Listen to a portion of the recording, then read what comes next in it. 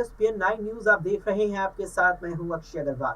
जम्मू कश्मीर पुनर्गठन संशोधन विधेयक पर लोकसभा में जोरदार बहस हुई। इस बहस पर चर्चा के दौरान केंद्रीय गृह मंत्री अमित शाह ने कहा कि बिल के उद्देश्यों पर सभी की सहमति है। उन्होंने आगे कहा कि ये बिल लोगों को न्याय दिलाने के लिए है। मैं जो विधेयक लेकर आया हूँ, ये बिल 70 सालों से जिन पर अन्याय हुआ, अपमानित हुए और जिनकी अनदेखी की गई, उनको न्याय दिलाने का बिल है। जम्मू कश्मीर पुनर्गठन संशोधन विधेयक पर लोकसभा में जोरदार बहस हुई। इस बहस पर चर्चा के दौरान केंद्रीय गृह मंत्री अमित शाह ने कहा कि बिल के उद्देश्यों पर सभी की सहमति है। उन्होंने कहा कि ये बिल लोगों को न्याय दिलाने के लिए लाया गया है। इस पर मैं कहना चाहता हूं कि 5-6 अगस्त 2019 को इनकी सालों से न सुनी जाने वाली आवाज को मोदी जी ने सुना और आज उनको उनका अधिकार मिल रहा है। जब कश्मीरी विस्थापित हुए तो अपने ही देश में उन्हें शरणार्थी बनना पड़ा। उन्होंने कहा कि नरेंद्र मोदी देश के ऐसे नेता हैं जो गरीब से गरीब परिवार से आते हैं। वो पिछड़ा वर्ग का भी दर्द जानते हैं और गरीब का भी दर्द जानते हैं।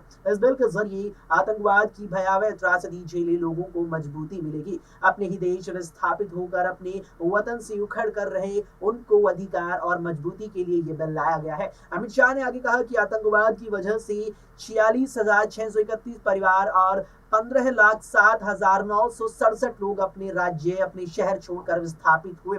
पाकिस्तान से पहले युद्ध के बाद करीब 32,000 परिवार पीओके में स्थापित होकर के 26,000 जम्मू कश्मीर से और करीब 5,500 परिवार देश भर में बसे। इस डेलिमिनेशन में जानबूझकर हमने बैलेंस बनाया। नए बिल के जरिए कश्मीर से बाहर वहां के विस्थापित 2 नॉमिनेटेड सदस्य और अनाधिकृत कश्मीर के हिस्से वाले क्षेत्र से 1 नॉमिनेटेड प्रतिनिधि का चुनाव होगा। कुल मिलाकर विधानसभा में पहले 3 नॉमिनेटेड सदस्य होते थे और अब 5 होने वाले हैं। बता दें कि जम्मू क्षेत्र 37 से बढ़कर 43 और कश्मीर क्षेत्र में 46 से बढ़कर अब 47 विधानसभाएं होने वाली हैं। इसके अलावा आपको बता दें कि जम्मू कश्मीर में 111 विधानसभा सीटें आती है, जिसमें से 24 विधानसभा सीटें पीओके में लगती है, इसीलिए वहां पर चुनाव नहीं होता। लिहाजा 87 सीटों पर ही यहाँ पर चुनाव होता है। लेकिन जब अब ये बिल पास हो गया है लोकसभा में, तो उसके बाद से जम्मू कश्मीर में अब 90 विधानसभा सीटें होने वाली हैं और जल्द ही वहां विधानसभा चुनाव भी देखने को मिलने वाले हैं।